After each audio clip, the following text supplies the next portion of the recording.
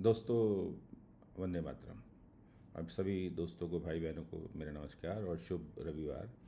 वैसे मैं कोशिश करता हूँ कि रविवार का दिन अपने और अपने परिवार के लिए रखूँ, लेकिन कल कुछ ऐसी घटना हुई कि मुझे मजबूरन आज ये वीडियो रिकॉर्ड करके डालना पड़ रहा है।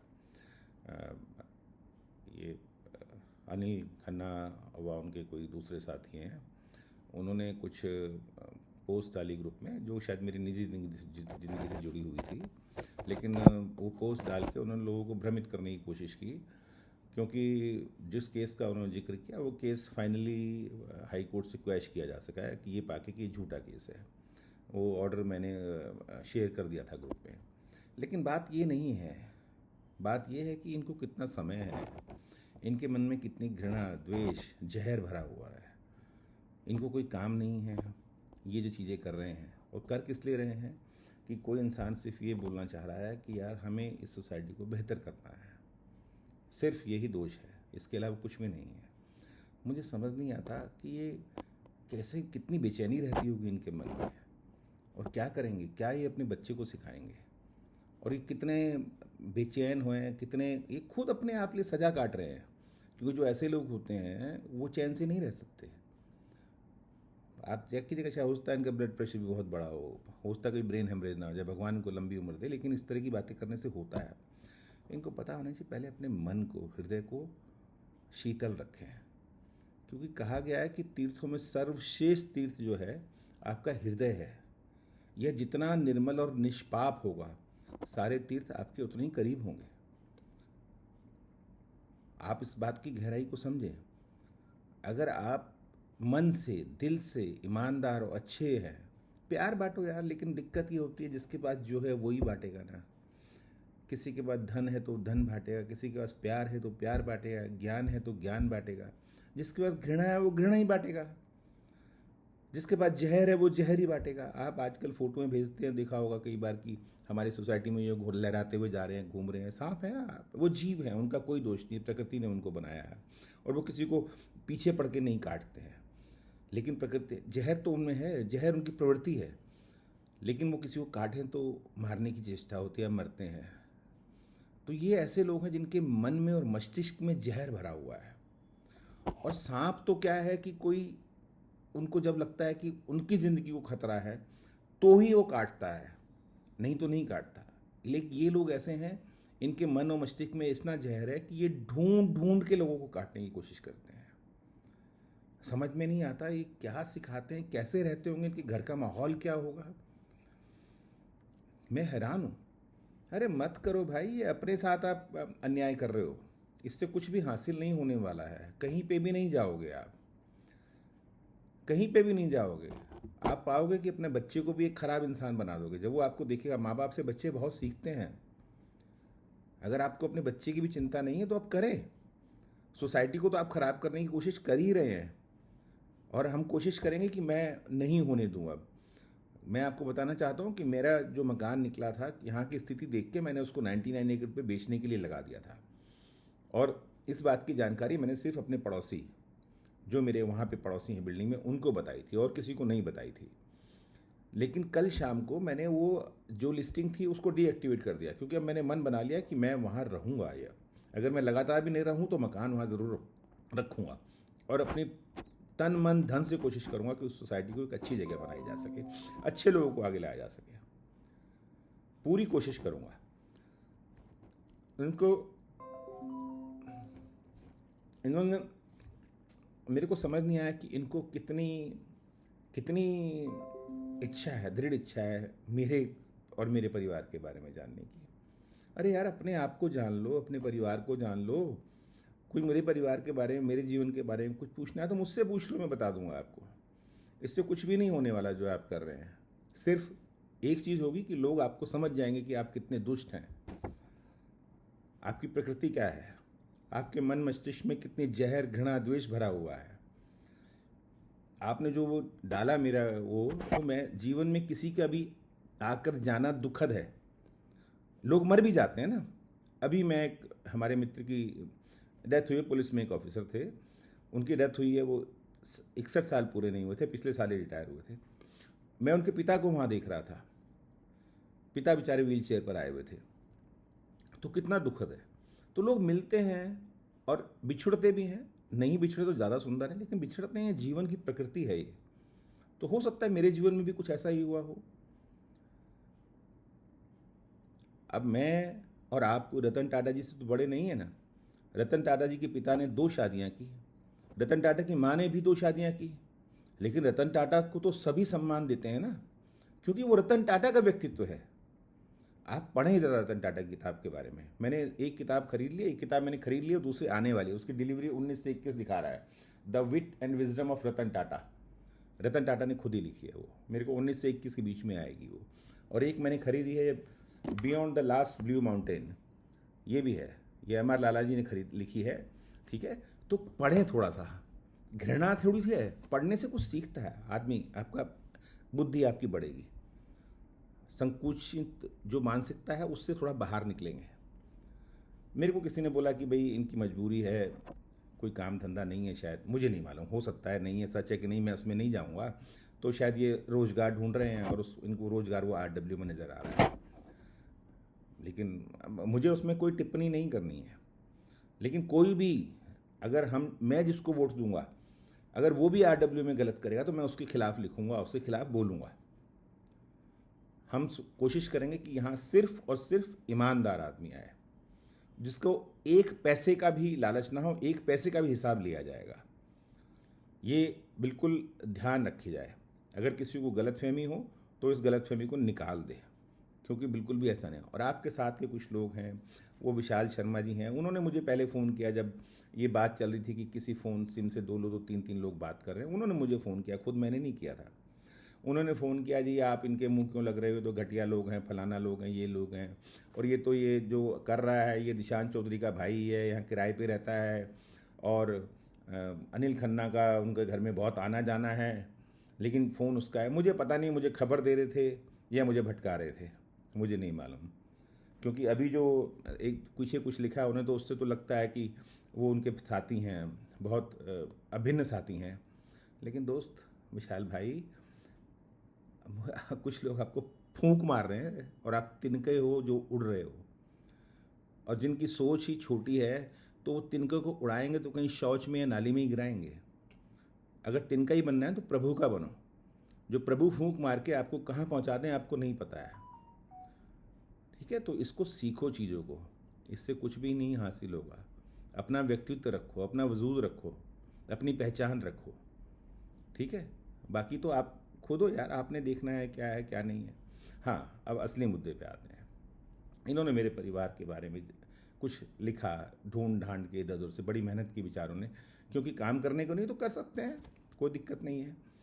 क्योंकि जब आदमी का काम करने को होता है तो फिर इन चीज़ों के लिए समय कम निकलता है। लेकिन फिर भी, क्योंकि ये कुछ और रिसर्च करें, कुछ और ढूंढें, इससे पहले मैं अपने परिवार के बारे में आपको बता देता हूँ। और जब मैं बता दूँ तो कोशिश करूँगा आप भी बाद में बता दीजिएगा, क्योंकि मुझे लगता है कि जिस तरह के संस्कार आपके हैं, मुझे मालूम नहीं है अंकल आंटी ने, यानी आपके माता पिता ने वो संस्कार आपको क्यों नहीं दिए, अच्छे संस्कार क्यों नहीं दिए। कई बार परिवार से वो संस्कार नहीं मिलता तो समाज से इंसान ले लेता है।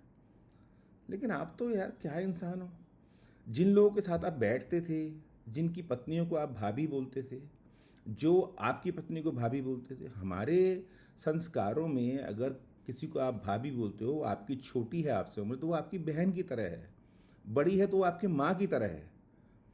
उसके बाद आप इनसे इस तरह की द्वेष करते हो, उनको इस तरह उछालने की कोशिश करते हो, उनके बारे में गंदा गंदा लिखते हो। अरे भाई, आपकी किसी से नहीं बनी है, आप ठीक है, आप अपना अलग अलग हो जाइए, इतना रखिए कभी सामने मिलो तो आप हाथ मिला सके।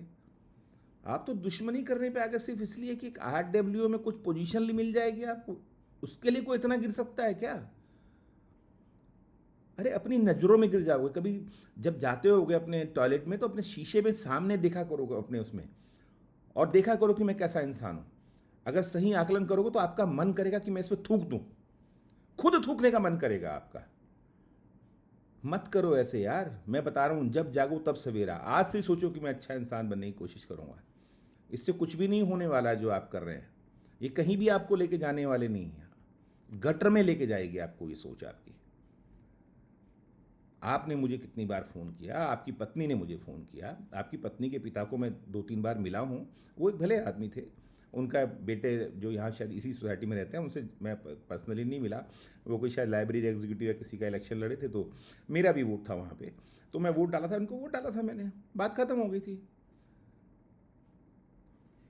तो ये मत करो भाई, मत करो। मैं फिर समझा रहा हूँ, मैंने आपको फ़ोन पे भी हमेशा समझाया है कि अनिल, ये इस तरह की चीज़ें, हरकतें कहीं नहीं लेके जाएंगी, कुछ नहीं लेंगे। ये कोई बहुत बड़ा व्यापार नहीं है ये, और अगर हम यहाँ रहेंगे तो ये व्यापार किसी को करने भी नहीं देंगे, किसी को खाने भी नहीं देंगे। मेरे को कई लोगों ने कहा कि आप आइए, मैं नहीं, मैं पहले दिन से कह रहा हूँ कि मैं कभी भी चुनाव नहीं लड़ूंगा, कभी भी, मतलब जब तक सांस है मेरी इसमें शरीर में। लेकिन हाँ, जो लड़ेंगे जीतेंगे उन पर वॉच जरूर रखेंगे, उनको मदद ज़रूर करेंगे। क्योंकि होता क्या है, ज़िंदगी के हाफादाफी में आप बहुत चीज़ें पीछे छोड़ देते हो जिनको आप करना चाहते हो, अब जीना चाहते हो। तो मेरा मेरा मेरा मकसद वही है। मैं अब पढ़ना चाहता हूँ, मैं घूमना चाहता हूँ, मैं अपने परिवार के साथ अधिक से अधिक टाइम देना चाहता हूँ। अगर मैं ये जिम्मेदारी ले लूँगा तो मैं उसको नहीं निभा पाऊँगा, और जिस चीज़ को मैं पूरी तरह 100% ना निभा पाऊँ, वो मैं कभी भी नहीं करना चाहूँगा। अब आपका जो असली सवाल था कि आप जो मेहनत करके मेरे परिवार के बारे में कुछ निकालना चाह रहे थे, जिस केस का आपने जिक्र किया, वो केस हाई कोर्ट से क्वैश हो चुका है इस ग्राउंड पे कि ये झूठा केस है। मेरी पत्नी ने किया था केस, पूर्व पत्नी ने। मेरा एक प्रेम विवाह था, मेरी पत्नी एक सिख फैमिली से, सरदारनी थी। 5 साल मेरा उससे कोर्टशिप थी या अफेयर कह सकते हैं। उसके बाद शादी की है, लगभग 10 साल तक हमारा रहा, लेकिन फिर किसी कारणों से हो गया। हम शांति शांति से अलग हो गए थे, बगैर किसी झगड़े लगड़े के किसी के। लेकिन फिर वो किसी महिला के संपर्क में आ गई जो कोई फ्रॉड एनजीओ चलाती थी। आजकल धंधे हैं ये, ये मत सोचो कि आरडब्ल्यू में धंधे होते हैं, धंधे बहुत सारे हैं आजकल। तो वो चलाती थी, उसने शिकायत लगवा दी और उस शिकायत से वो चल गया। लेकिन एक भला ये हुआ कि उसकी उस शिकायत से हमने उसको ठीक कर दिया, उसकी वो एनजीओ बंद करा दी और उसके खिलाफ मुकदमा चला कर दिया। मुकदमा उसके खिलाफ चल रहा है, और आपको कभी ना कभी खबर सुनाऊंगा कि वो जेल में है। ठीक है मित्र, अब बाकी चीज़ों पे आता हूँ। आप परिवार की जानकारी और मेहनत मत कीजिएगा, मैं आपको खुद बता देता हूँ। मेरे पिता एक डॉक्टर थे, जो कि पीछे डिस्ट्रिक्ट मेरठ से एक गांव से आए थे। यहाँ के नेताजी नगर एक जगह है दिल्ली में, नेताजी नगर मार्केट में उनका क्लिनिक था। हम 2 भाई 1 बहन है। मेरे बड़े भाई हैं, वो भी डॉक्टर हैं। मेरी भाभी हैं, वो प्रोफेशनल है, लेकिन आजकल बहुत बीमार है, तो उसके लिए उनके बारे में बात नहीं करें, काफ़ी ज़्यादा बीमार है वो। मेरी एक भतीजी है जो कि न्यूयॉर्क में कोलंबिया यूनिवर्सिटी में फैकल्टी मेंबर है। कोलंबिया यूनिवर्सिटी इस संसार की एक बहुत बड़ी यूनिवर्सिटी है। वहाँ से लगभग 90 नोबल लॉरेट्स निकले हैं, मतलब 90 लोगों के आसपास, या शायद ज़्यादा है, उससे ज़्यादा लोगों को नोबल प्राइज़ मिला है। हमारे देश में नहीं मिला है, हमारे देश में 2-4 ही मिले हैं, सिर्फ उस यूनिवर्सिटी से मिले हैं। वहाँ वो पढ़ाती हैं। दूसरे नंबर पे मैं हूँ। दूसरे नंबर पर मैं हूँ। मेरा एक बेटा है जो यूनिवर्सिटी ऑफ लंदन में लॉ करता है। ठीक है, अभी उसकी ग्रेजुएशन होगी तो मैं उसकी ग्रेजुएशन सेरेमनी में जाऊँगा, गर्मी में जून के आसपास। सबसे छोटी मेरी बहन है, जो वो भी बाहर रहती है, यूके में रहती है। उसका एक बेटा है जो मेरा भांजा है, वो अमेजॉन में नौकरी करता है। अमेजॉन आप जानते होंगे, और वो बहुत अच्छा, बहुत होशियार बच्चा है, जिससे हमें गर्व है उस पर। अमेजॉन में जिस पोजीशन पे उसने ज्वाइन किया था, पूरे संसार में उस पोजीशन पे सबसे छोटा बच्चा था। पूरे संसार में सबसे छोटा बच्चा था। उसकी 23 साल की उम्र है। उसकी सैलरी $3.5 लाख पर एनम है। मुझे खुशी होती है कि हमारे परिवार के बच्चे अच्छा कर रहे हैं। मेरी एक भांजी है जो वर्ल्ड की नंबर 1 यूनिवर्सिटी, जिसको कैम्ब्रिज यूनिवर्सिटी बोलते हैं, उसमें पढ़ रही है, इकोनॉमिक्स पढ़ रही है। वो हमारे घर में, पूरे घर में सबसे पढ़ाई को लेके सबसे होशियार है, और व्यवहार में भी शायद सबसे ज़्यादा मृदुल और सबसे अच्छी है। पढ़ने का उसको जुनून है, एकेडमिक बुक्स नहीं, वैसी बुक्स भी। अभी वो घर यहाँ आई थी मेरे पास में, मेरी सिस्टर के साथ में। यहाँ से मेरी लाइब्रेरी से 15 किताबें लेके गई है कि मामा ये किताब मैं लेके जा रही हूँ, जो पढ़ लूँगी तो आपको दूँगी। उसको पढ़ने का इतना जुनून है। हम दिन में घूमते भी थे, हम घूमने भी जाते थे, हम जयपुर गए, आगरा गए, तो भी किताबें लेके जाती थी, अपने रूम में पढ़ती थी। हम बोलते थे बेटा छुट्टी है तो एक, कहते नहीं मामा मुझे अच्छा लगता है। अब मेरी सिस्टर के हस्बैंड हैं, मेरे ब्रदर इन लॉ, उन्होंने आईआईटी दिल्ली से पढ़ा है। आईआईटी दिल्ली से पढ़ने के बाद वो अमेरिका चले गए और वहाँ पे पढ़ाते थे यूनिवर्सिटी में, शिकागो में। लेकिन फिर उनकी माताजी की डेथ हो गई तो वो वापस आ गए और उन्होंने आईआईटी दिल्ली में एज असिस्टेंट प्रोफेसर ज्वाइन कर लिया। लेकिन कुछ समय बाद उनके पिताजी भी वाइस चांसलर रहे हैं। फिर कुछ समय बाद उन्होंने इम्पीरियल इम्पीरियल कॉलेज लंदन से एमबीए किया और वहीं पे फिर जॉब ज्वाइन कर लिया। लेकिन फिर वो जॉब छोड़ दिया। आजकल वो एक बड़ी कंपनी में ग्रुप सीईओ है और उनकी कंपनी का व्यापार दुबई, कुवैत और सऊदी अरबिया में फैला हुआ है। ये मेरा एक छोटा सा परिवार है और छोटी सी वो है, क्योंकि मैंने सिर्फ इसकी ज़रूरत नहीं थी, लेकिन मुझे बताना पड़ा। फिर एक चीज़ और बताऊंगा कि जैसे ये जब नंबर को लेके बात शुरू हुई कि आप किसी बड़े आदमी को, बुज़ुर्ग को, सीनियर सिटीजन को आप गलत बोल रहे थे, नाम लेके बोल रहे, मुझे तकलीफ़ हुई, मुझे होती है। मुझे लगता है कि आप जो भी विवाद हो, कुछ हो, लेकिन तहजीब ना भूलें, तमीज़ ना भूलें। तो मैंने सिर्फ यही सवाल उठाया था कि आप इनको नाम लेके ऐसे कैसे बोल सकते हैं, क्यों बोल रहे हैं आप। इस बात को लेके आप सब इकट्ठे हो गए, जो 2-4 लोग हैं एक जैसे से, एक ही मानसिकता के, जो जहर, घृणा, द्वेष से भरा हुए मन और मस्तिष्क हैं, वो इकट्ठे हो गए और उन्होंने ये सब चीज़ें शुरू कर दी।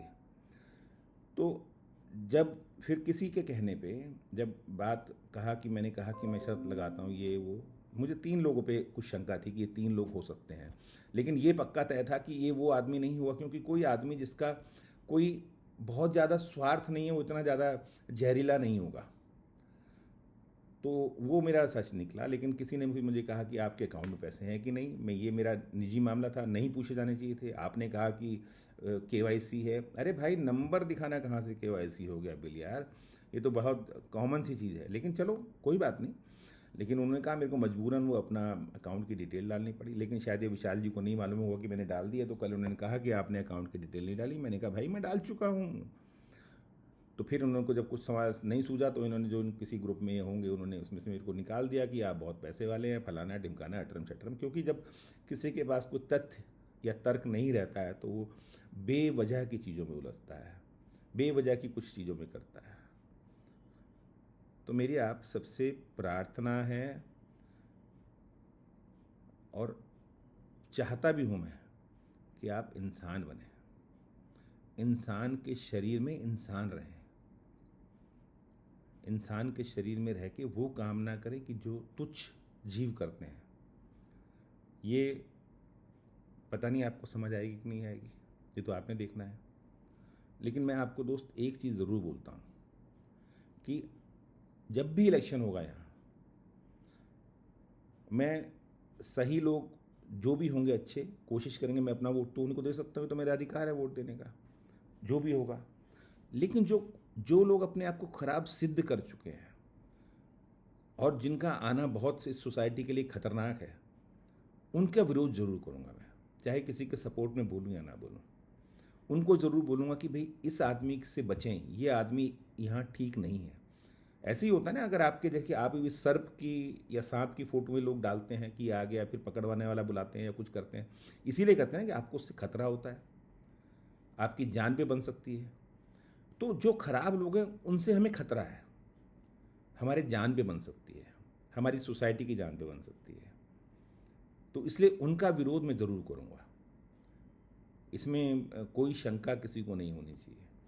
आपने मुझसे कई बार बात की, आपने कुछ लोगों के बारे में जो पहले शायद यहाँ पे रहते हैं अलग, क्योंकि मुझे लगता है कि आप उनसे मिले भी हुए हैं, पीछे से उनके बारे में उल्टा सीधा भी बोलते हैं, ऐसा मेरी शंका है, मुझे पक्का नहीं मालूम है। आपने किसी सज्जन के बारे में कहा कि अरे यार, जो अपने परिवार का नहीं है वो किसका होगा, वो तो 5-7-10 दिन में, 15 दिन में, महीने में 1-2-3 दिन के लिए आता है, सोता भी किसी दूसरे फ्लैट में है, उसकी बीवी, उसके बच्चे सब तो मेंटली रिटार्डेड हैं, उसकी बीवी तो गर्मी में भी ऊन की टोपियाँ पहनती है, बच्चे भी ऐसे हैं कि भी दिखते नहीं, ये नहीं, फलाना ढिमकाना नहीं। मैंने कोई टिप्पणी नहीं की उस पर कभी भी। लेकिन मुझे लगता है कि शायद आप उनके साथ भी हैं और पीछे से ऐसा भी बोलते हैं, which is so bad, which is so bad. और आपको उनके परिवार के बारे में क्या लेना? आप उनका आचरण इस सोसाइटी को लेके क्या है उससे संबंध रखें। सिर्फ सोसाइटी को वो अहित तो नहीं कर रहे उससे संबंध रखें, सोसाइटी का अच्छा कर रहे हैं या नहीं कर रहे तो उससे संबंध रखें। दूसरे किसी व्यक्ति के बारे में आपने बोला, क्योंकि आज मेरे को सुबह किसी हमारे सीनियर उसका फ़ोन आया तो उन्होंने उसका नाम लेके बोला उसकी जाके गोद में बैठ गया है वो, क्योंकि उसे भी कुछ चाहिए, लालच मिल गया होगा, धंधा चाहिए, ये चाहिए वो चाहिए। किसी नए नौजवान बच्चे का फ़ोन भी आया तो वो तो गुस्से में था, कुछ उल्टा सीधा बोला। मैंने कहा नहीं यार, ऐसे बोलने की ज़रूरत नहीं है। तो उसके बारे में आपने बोला कि अरे वो तो गुंडा है, उसने यहाँ मारपीट की थी, उसके साथ तो कभी नहीं जा सकता मैं, ये नहीं कर सकता, मेरे को बुला रहा था वो कि आप मेरे साथ आ जाओ, आपको इतने पैसे दे दूंगा हर महीने। मुझे नहीं मालूम सच क्या है झूठ क्या है। मेरा तो इंटरेस्ट सिर्फ ये है कि यहाँ चुनाव हो, अच्छे लोग आए, उन पे हम नज़र रखेंगे। अगर किसी को नज़र रखने से एतराज़ हो तो चुनाव ना लड़े। हम डे टू डे बेसिस पे नज़र रखेंगे और कोशिश करेंगे उनकी मदद करें। कोई भी आ जाए, चाहे XYZ, चाहे आप ही आ जाओ, हमारी चाह के बगैर आप आ जाओ, जो अभी हैं वो ही आ जाए चाहे, या कोई नए लोग आ जाए, लेकिन नज़र रखेंगे और मदद करने की कोशिश करेंगे कि उनको बेहतर कर सके चीज़ों को। सब चीज़ें इस तरीके से करते हैं कि सबके आसान हो, और जिन जो पैसे नहीं हैं वो बाद में इलेक्शन के सबसे पैसे लिए जाएंगे। एक बार कोशिश करेंगे कि इस तरह की स्कीम निकालें, उनसे बोलें कि भाई कि 2 महीने के अंदर जो पैसे देगा उसमें इंटरेस्ट नहीं लगेगा, तो इंटरेस्ट भी ले लिया जाएगा, वो मैं हूँ या कोई भी हो। मेरी आपको आखिरी बार प्रार्थना प्रार्थना प्रार्थना और चेतावनी कि आप तमीज़ से बात करें, होश से बात करें। नहीं तो ये ध्यान रखें कि मुझे हर तरह का जवाब देना आता है, हर तरह का जवाब देना आता है। मैं आपसे कभी बदतमीज़ी नहीं करूँगा, मैं कभी आपके परिवार के ऊपर नहीं आऊँगा, कभी निजी मामलों में नहीं आऊँगा आपके। लेकिन आपको पता नहीं क्या है, पता नहीं, मेरे को पता नहीं कितनी एजुकेशन है आपकी, मैं नहीं जानता हूँ। थोड़े बहुत तो ज़रूर पढ़े लिखे होंगे, लेकिन बहुत से लोग थोड़ा बहुत पढ़ लिखने के बाद भी मानसिक तौर से वो बीमार होते हैं। आप मानसिक बीमार हैं, आप अपना इलाज कराएं, शांति से रहें। बता रहा हूँ, अगर आप इसी तरह चलते रहे आप बहुत बीमार हो जाएंगे, बहुत बहुत बीमार हो जाएंगे, बता रहा हूँ आपको। मैंने ऐसे लोगों को जो इतने मानसिक बीमार होते हैं जैसे आप हैं, उनको मैंने जाते हुए देखा है इस दुनिया से, उनकी नसें फटते हुए देखा है, उनको हार्ट अटैक होते हुए देखा है। क्योंकि तनाव जो है ना, ये बहुत बड़ी बीमारी है। और यदि आप सोच रहे हो कि RW में जाके मैं अपना घर चलाऊंगा, तो ऐसा तो नहीं होने देंगे, किसी को भी नहीं होने देंगे, आपको नहीं, किसी को भी नहीं होने देंगे, ये तय है। मकान बेचने का जो मेरा था वो मैंने छोड़ दिया। अब मैं उस सोसाइटी में ही मकान में रहूँगा, ये तय है। अब मैंने कल डीएक्टिवेट कर दी 99 एकड़ की लिस्टिंग, तो कोई इशू नहीं है, वहीं रहेंगे, वहीं सबके साथ मिल के एक अच्छी जगह बनाएंगे, अच्छा वो करेंगे। और कुछ नहीं तो मैं आपको एक राय और देता हूँ। अभी मैं कुछ 2-4 दिन पहले ही यूट्यूब पे मुझे किसी ने पोस्ट भेजा, यूट्यूब पे नहीं, व्हाट्सएप पे किसी ने पोस्ट भेजा, उसमें एक प्रेमानंद जी महाराज हैं इसके वृंदावन के, उनका मेरे को डाला। मैंने को थोड़ा सा, मैं इस तरह से ज़्यादा महाराज वगैरह के बारे में नहीं रखता हूँ, इंटरेस्ट नहीं होता है, लेकिन मैंने उनको सुना, मुझे बहुत अच्छा लगा और मैं उनसे शायद बहुत जल्दी मिलने जाऊँगा। हमारे यहीं एक साथी, हमारे पड़ोसी, वो बहुत वृंदावन जाते हैं, मैंने उनसे जिक्र किया तो उन्होंने बताया कि हम तो उनसे ही मिलने जाते हैं। तो मैं भी बहुत उनसे प्रभावित हुआ। तो मैं आपको सलाह दूंगा कि अगर आप समझें तो प्रेमानंद जी महाराज के बहुत सारे यूट्यूब पे वीडियो पढ़ें, उनको सुने, आपको आत्मिक शांति मिलेगी, प्रेरणा मिलेगी अच्छा बनने की। मेरा दावा है, क्योंकि जब मैंने सुना है तो मुझे अच्छा लगा है, तो आपको भी अच्छा लगना चाहिए। आप सुने उसको, मेरी राय है। और बल्कि जो भी सुन रहे हैं उसको मैं कहूँगा उनको सुने। मैं उनसे कभी मिला नहीं हूँ, मैं किसी का फॉलोअर नहीं हूँ, किसी का मैं एडवर्टाइजमेंट नहीं कर रहा हूँ, मैं बिल्कुल भी नहीं इस तरह की चीज़ों में। मेरे लिए धर्म कर्म है। हाँ, अपने परिवार में, सॉरी मैं कुछ और बताना भूल गया, अपने परिवार में, मेरे परिवार में कुछ और लोग भी हैं। मेरे यहाँ एक बच्चा है जो आज 35 साल से काम कर रहा है मेरे घर में। जब मैं पुलिस में था वो बच्चा कहीं खो गया था, मैं वहाँ इंचार्ज था, तो हमारा SI गया, बच्चे को लेके आया। एक दिन पहले वो दिल्ली आया था, उसके हाथ में एक आलू का थैला था। उससे पूछा, उसका नाम बताया, उसको कुछ नहीं पता था वो कहाँ से आया है, किस घर में आया है दिल्ली में, एक दिन उसको आया हुआ था। मैं उसको रख लिया, मैंने कहा चिल्ड्रन होम लेके जाऊँगा, भेजेंगे तो एक क्रिमिनल बन जाएगा। वहीं रख दिया मैंने अपने साथ ही। फिर उसको जब मेरा ट्रांसफ़र हुआ, मैं उसे अपने घर लेके आ गया। फिर हमने उसके सारे घर वाले ढूंढे। अब उसके 3 भाई हैं, 2 भाई और हैं, वो भी सब यहीं रहते हैं दिल्ली में। और उस बच्चे ने भी अब 3 मकान अपने बना लिए हैं, छोटे छोटे हैं, 50-50 गज के, लेकिन अपने बना लिए हैं। उसकी शादी मेरे माँ बाप ने कराई है। उसके बच्चे, उसकी बीवी, उसके बच्चे हमारे साथ रहते हैं। उसके बच्चे मुझे ताऊजी बोलते हैं, और उतने हक से ही बोलते हैं जितना मेरा बेटा मेरे को किसी चीज़ के लिए कह सकता है कि ताऊजी मुझे ये चाहिए, ताऊजी मुझे ये चाहिए। उन दोनों की शिक्षा की, दोनों बच्चों की शिक्षा की जिम्मेदारी मेरी है, और दोनों का एडमिशन मैंने सेंट्रल स्कूल में करा रखा है। एक और हमारे यहाँ बच्ची है जिसका नाम मार्था है, जो कि झारखंड से है, हमारे घर में ही काम करती है। वो विडो है, उसकी 2 बेटियां हैं, झारखंड में पढ़ती हैं। उनकी भी शिक्षा की जिम्मेदारी मैंने और मेरे परिवार ने ले रखी है। यहाँ ये बताना भी इम्पोर्टेंट है कि मार्था जिस गांव से है, उस गांव से पिछले 22 साल से मेरे घर में बच्ची काम करने आती हैं। 22 साल से एक ही गांव से मेरे यहाँ आती हैं। मैं किसी एजेंट के कमीशन के थ्रू नहीं लेता हूँ। तो ये बताने का मकसद था एक, कि मेरे लिए पूजा क्या है। मेरे लिए पूजा है कि जो आपसे लोग जुड़े हुए हैं उनको ऊपर उठाऊं। मेरे साथ और भी मेरे साथ कुछ लोग काम करते हैं मेरे ऑफिस में। मैं अब जब पूरी तरह से रिटायरमेंट ले लूँगा अगले साल, जो कि अभी मैं फेज मैनर में कर रहा हूँ, जो भी मैं कुछ कमाता हूँ उसमें से कुछ शेयर उन लोगों का होता है, लेकिन अगले साल मैं पूरी तरह से ले लूँगा। तो फिर मैं सिर्फ, अभी तक उन्होंने मेरे लिए काम किया, अब मैं उनके लिए काम करूँगा। मैं उनके लिए काम ऐसे करूँगा कि मैं फ्री में काम करूँगा, कोई प्रॉफिट नहीं लूँगा। जो जहाँ मुझे भेजेंगे, वो अगर मुझे कहीं भेजते हैं, अगर मैं बस से जाता हूँ और बस का 10 रुपये किराया, 10 रुपये उनसे लूँगा। अगर मैंने कहीं 5 रुपये चाय भी, तो 5 रुपये उनके चाय से लूँगा। अगर जहाज़ से भेजेंगे, जहाज़ का 20,000 किराया, तो 20,000 उनसे लूँगा। लेकिन उस कमाई में मेरा कोई हिस्सा नहीं होगा, जो मेरा खर्चा होगा, क्योंकि जब उनके लिए काम करूँगा तो फिर वो उनको देना पड़ेगा। तो ये मेरा पूरा परिवार था। उनके उनके बच्चों के नाम नहीं ले रहा मैं, लेकिन जैसे सुनील है, गौतम है, और भी हैं बच्चे, एक मुमताज़ बच्चा है, वो मुस्लिम बच्चा है। तो मैं सिर्फ ये कहना चाह रहा हूँ यार दोस्त, कि अच्छे बनो, अच्छा सोचो। ज़िंदगी बहुत खूबसूरत है, लेकिन तभी खूबसूरत है जब आपका मन खूबसूरत है, आपके हृदय में पाप नहीं है। उसका निर्मल और निष्पाप होना बहुत ज़रूरी है। घृणा, द्वेष, जहर, ये नहीं होना चाहिए। ये तो आप अपने आप को सजा दे रहे हो यार, किसी और को नहीं दे रहे। चलिए खैर, मैं बहुत लंबा टाइम नहीं लूँगा, क्योंकि आज रविवार है। मैं भी कुछ अपना टाइम देना अपना करना चाहता हूँ। मैं भी एक किताब पढ़ रहा हूँ, उसको कंप्लीट करूँगा आज।